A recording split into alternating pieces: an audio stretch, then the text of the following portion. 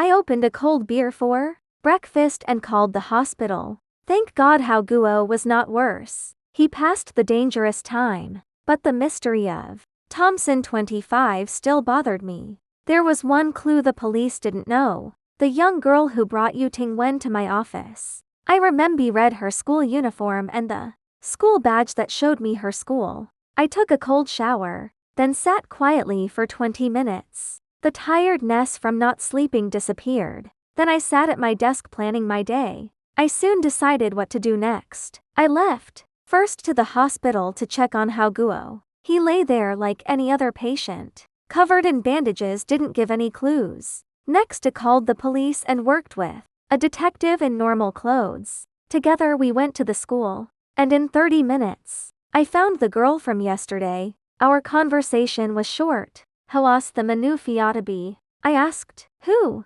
Her eyes opened wide. I didn't know him. Then why were you with him? He was blind. Crossing the street in the city is dangerous for blind people. I helped him cross, and he asked me to take him to your office. My exams were finished, so I had time and agreed. I had no reason to not believe her, so I left the school and went to the spot where Guo was found. I walked around the area for almost an hour, but found nothing. By noon I went home feeling defeated. I am not a great detective. A real detective has proper training, but all I've got is a mix of skills. On the way home, I thought about asking some private detective friends to help solve this problem. Not long after I got back, old Sai, who had worked for my family since my grandfather's time, gave me a telegram. It came at 11, he said. I looked at it, sent from New York. I was confused. I have friends everywhere,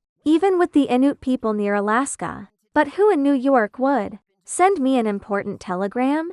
I didn't think long and opened the envelope quickly. The message was long, and the greeting surprised me. Dear Pigeon Egg, I almost got angry. This was already the most annoying day I had in a long time, and someone was calling me Pigeon Egg. I almost threw the telegram away in anger, but at the last moment, those 3 words made sense. It was a memory from long ago. So long ago I almost forgot it myself, yet someone still remembered. I was about 14, living in a quiet village. One day, while looking for pigeon eggs in the fields, a very big centipede crawled on my face. I came home with a swollen face, covered in black medicine. From that time until I grew up, everyone called me Pigeon Egg instead of my name. I opened the telegram and continued reading. It was almost a letter, showing someone had a lot of money. The text began, I bet you didn't expect a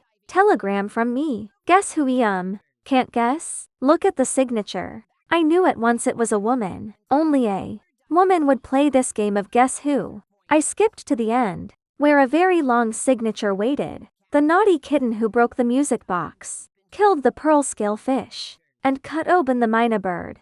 I almost shouted, old Sai. He walked in slowly, bent over as always. I waved the telegram, smiling. Guess who sent this? Old Sai blinked at me. Who? Remember who took apart Grandpa's music box piece by piece? Who pulled the tongue out of Dad's mynah bird? Who killed those 2 special pearl scale goldfish? Red. Old Sai clapped his hands, then made a sawed sound. Why's she sending Adelgram? She's not coming, is she? Oh no. Red was my cousin 8 years younger than me. Her parents both studied in the US, taught her with their modern ways, making her a scary person. Even old Sai was afraid of. She was not a monster with 3 heads and 6 arms in my memory. She was quite nice, but her mind and hands? You could guess what her brain might think of or what her hands would do after cutting open special goldfish with a small knife. That summer, the one where he earned the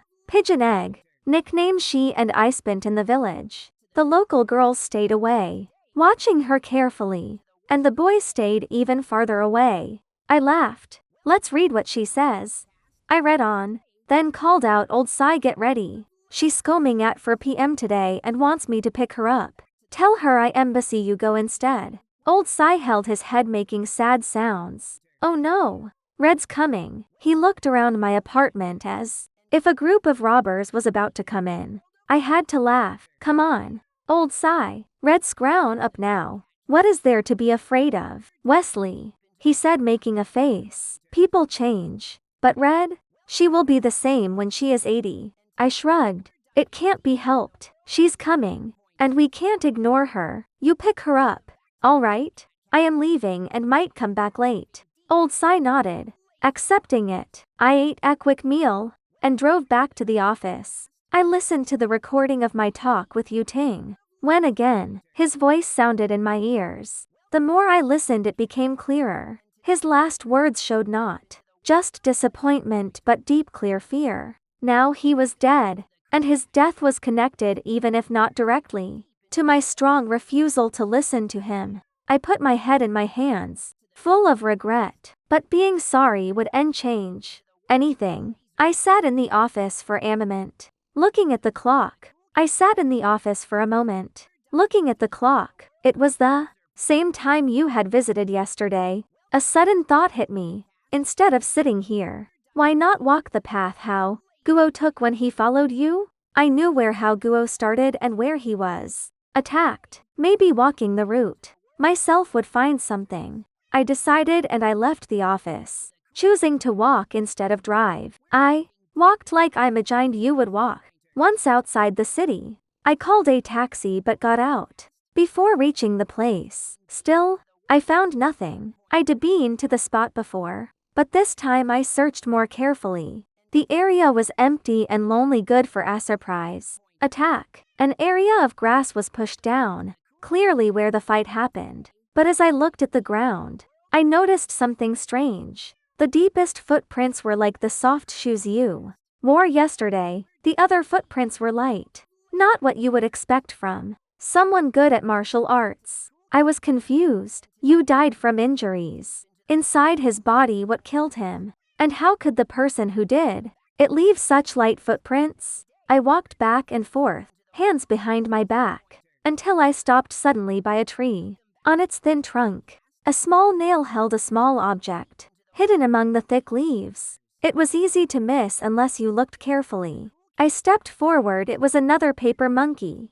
made from white paper, about 10 centimeters long, the same as the one from last night. The nail went through its head, shining brightly in the low light. I looked at it for a moment, reaching to pull it off, when I suddenly felt uneasy without thinking. It was a feeling inside, hard to explain, but those trained in Chinese martial arts, like me, develop a strong sense for danger. Some call it hearing everything around. In that moment, I felt something coming very fast towards my back. It could have been a falling leaf or a big hammer, but something was coming quiet and fast. I turned around fast, hand up to my chest, ready to fight back. But when I turned, I stopped. Evening light covered the empty field, and there was nothing there. I didn't believe it. My feeling was right. I opened my mouth to tease whoever was hiding, hoping to make them come out, when a light wind touched my back. Before I could turn, a sudden,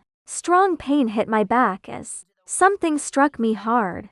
My clothes ripped. My skin felt like it was burning, and I fell forward. Instead of stopping myself, I let myself fall to the ground, rolling to look back. The evening light had deepened, and still no one was there. The place felt strangely empty, and despite the summer heat, I felt cold. That hit was strong. If it was anyone else, they would have fainted. The person who hit me was gone. I could see them. I now understood how Hao Guo got so badly hurt. A hit like that could have made him unconscious, just like he was still on the ground. I tilted my head back so I would be attacked from behind again. The silence was very loud. I took a deep breath, using my energy to make the pain less, and said coldly, "No wonder they say this city has hidden masters." That surprise attack was amazing. I looked around the area very carefully, but saw nothing. My words got no answer.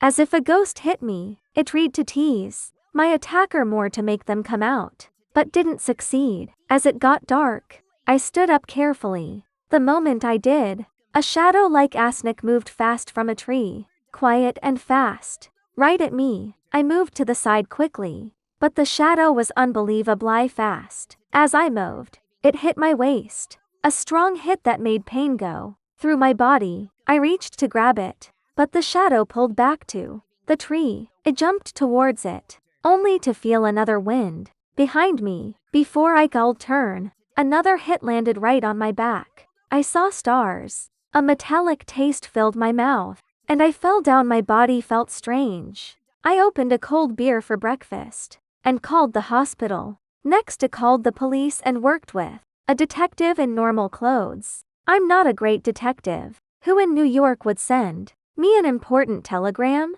One day, while looking for pigeon eggs in the fields, Old Cy clapped his hands, then made a sad sound. Old Cy nodded, accepting it. The nail went through its head, shining brightly in the low light. But the shadow was unbelievably fast. Stars burst in my vision. A metallic taste filled my mouth.